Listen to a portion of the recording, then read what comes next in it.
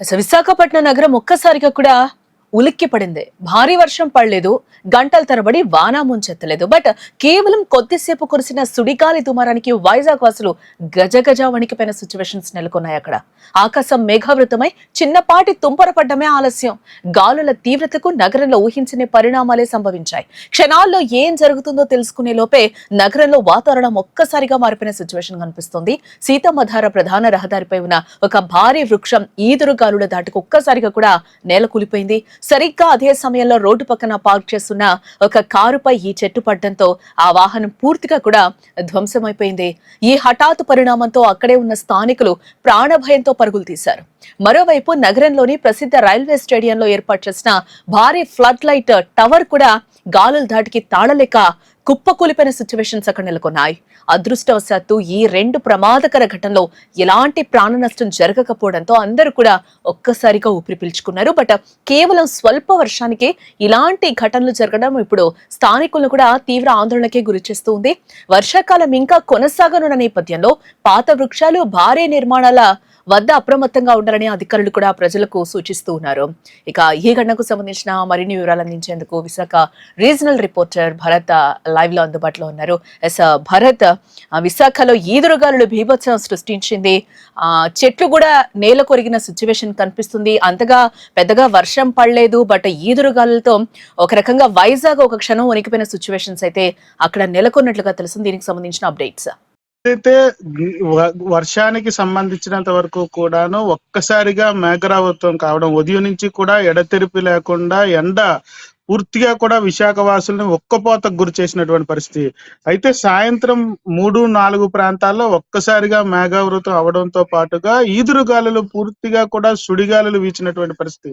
ఈ నేపథ్యంలో భారీ వర్షం పడుతుందంటూ కూడా ప్రజలు అందరూ ఆశాభావంతో చూసేటటువంటి పరిస్థితుల్లో ఈదురుగాలుల దాటికి ఒక్కసారిగా సీతమ్మదారులో ఒక ఘటన, రైల్వే స్టేడియంలో ఫ్లడ్ లైట్లు విరిగిపోయినటువంటి ఘటనతో ఒక్కసారిగా విశాఖ వాసులంతా కూడా ఉలిక్కి పడినటువంటి పరిస్థితి అయితే కనిపిస్తా ఉందని చెప్పొచ్చు. మరీ ముఖ్యంగా ఏదైతే కారు మబ్బులు వచ్చేటప్పుడు ఖచ్చితంగా గంటల తరబడి వర్షం పడే అవకాశం ఉండబోతుంది.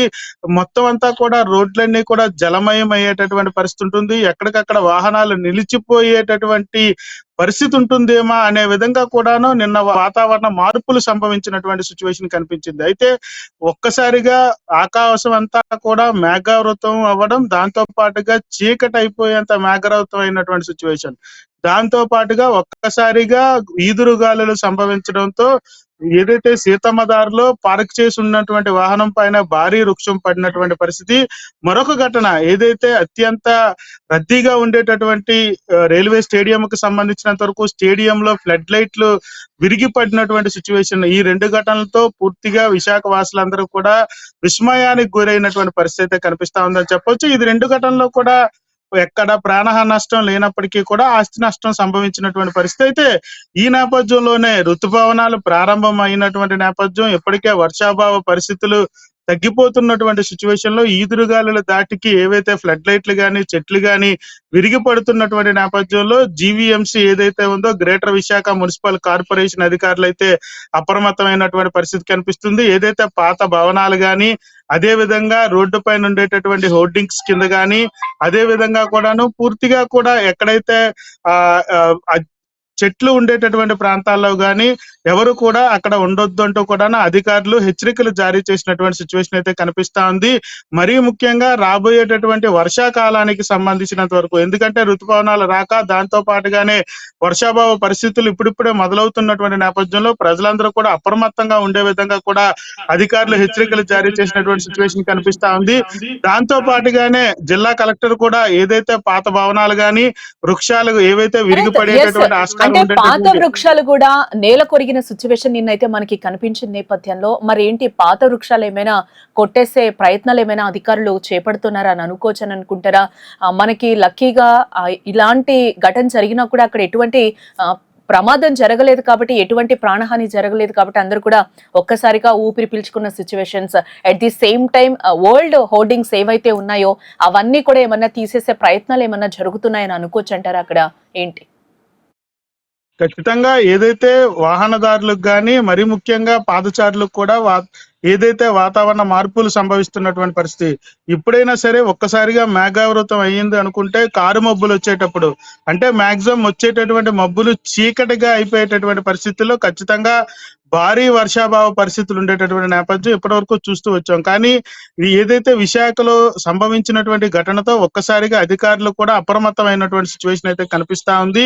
మరీ ముఖ్యంగా వర్షాభావ పరిస్థితులు ఉండేటటువంటి నేపథ్యంలో హోర్డింగ్స్ కింద గానీ, చెట్ల కింద గానీ, పాత భవనాల వద్ద కూడా ఉండొద్దంటూ అధికారులు హెచ్చరికలు జారీ చేయడంతో పాటుగానే జిల్లాలో ఉండేటటువంటి మరీ ముఖ్యంగా గ్రేటర్ విశాఖ మున్సిపల్ కార్పొరేషన్ పరిధిలో ఉండేటటువంటి హోర్డింగ్స్ ఏవైతే ఉన్నాయో, హోర్డింగ్స్ కి సంబంధించినంత వరకు ఇప్పటి వరకు ఉండేటటువంటి ఏవైనా బ్యానర్స్ ఉన్నాయో వాటికి సంబంధించినంత వరకు కూడాను ఏదైతే ఈదురుగాలులు వీచేటటువంటి సమయానికి సంబంధించినంత వరకు అటువంటి హోర్డింగ్స్ ఏవైనా ఉంటే వాటిని తొలగించాలంటూ కూడా అధికారులకి ఆదేశాలు జారీ అయినటువంటి నేపథ్యం. దాంతో పాటుగా పాత భవనాలు ఏవైనా ఉంటే పాత భవనాలకు సంబంధించినంత వరకు కూడా శిథిలావస్థకు చేరుకున్న వాటిని డిస్మాన్యుల్ చేయాలంటూ కూడా ఎప్పటికే నోటీసులు ఇవ్వాలంటూ కూడా అధికారులకు సూచనలు జారీ అయినటువంటి సిచ్యువేషన్ అయితే కనిపిస్తా ఉంది. దాంతో పాటుగానే ప్రజలందరూ కూడా అప్రమత్తంగా ఉండాలి. ఎందుకంటే ఈదురుగాలులు దాటి నిన్న చూసుకుంటే కేవలం ఒక్కసారిగా 60 నుంచి 100 కిలోమీటర్ల వేగంతో గాలులు వీచాయంటూ కూడా అధికారులు అంచనా వేస్తున్నటువంటి పరిస్థితి.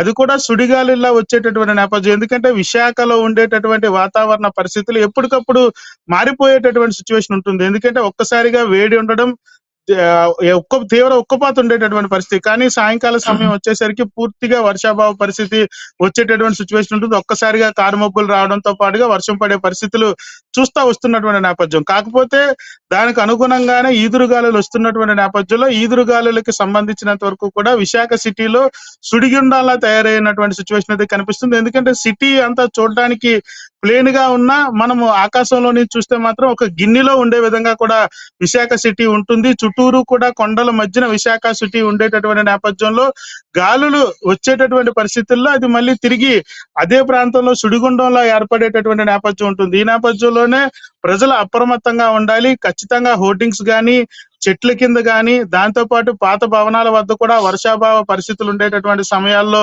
ఉండొద్దంటూ కూడా అధికారులు హెచ్చరికలు జారీ చేసినటువంటి సిచ్యువేషన్ అయితే కనిపిస్తుంది. ఒక్కసారిగా 2 ఘటనలు జరిగినటువంటి నేపథ్యం. ఒకటి ఏదైతే పార్క్ చేసిన ఉన్నటువంటి కారు పైన చెట్టు పడడం ఒక ఘటన అయితే, ఫ్లడ్ లైట్లు ఏదైతే ఆట స్థలంలో క్రికెట్ స్టేడియంలో ఉండేటటువంటి ఫ్లడ్ లైట్ విరిగి పడిపోవడంతో ఒక్కసారిగా అందరూ కూడా విస్మయానికి గురైనటువంటి పరిస్థితి. అయితే ఈ ఘటనకు సంబంధించినంత వరకు అక్కడ ఉండేటటువంటి పరిస్థితులకు సంబంధించి ప్రాణ నష్టం లేనప్పటికీ కూడా ఆస్తి నష్టం జరగడంతో ఒక్కసారిగా ప్రజలందరూ ఊపిరి పీల్చుకున్నటువంటి సిచ్యువేషన్ కనిపిస్తుంది. మరోసారి ఇటువంటి ఘటనలు పునరావృతం కాకుండా ఉండాలి అనుకుంటే అధికారులు ఇప్పటికే ప్రజల్ని అప్రమత్తం చేసేటటువంటి సిచ్యువేషన్ అయితే కనిపిస్తా ఉందని చెప్పొచ్చు. ఎస్ భరత్, అలాగే సుడిగాలులు కావచ్చు, లేకపోతే వర్ష సూచనలకి సంబంధించి వాతావరణ శాఖ అధికారులు ఏమైనా అలర్ట్ జారీ చేస్తున్నారా?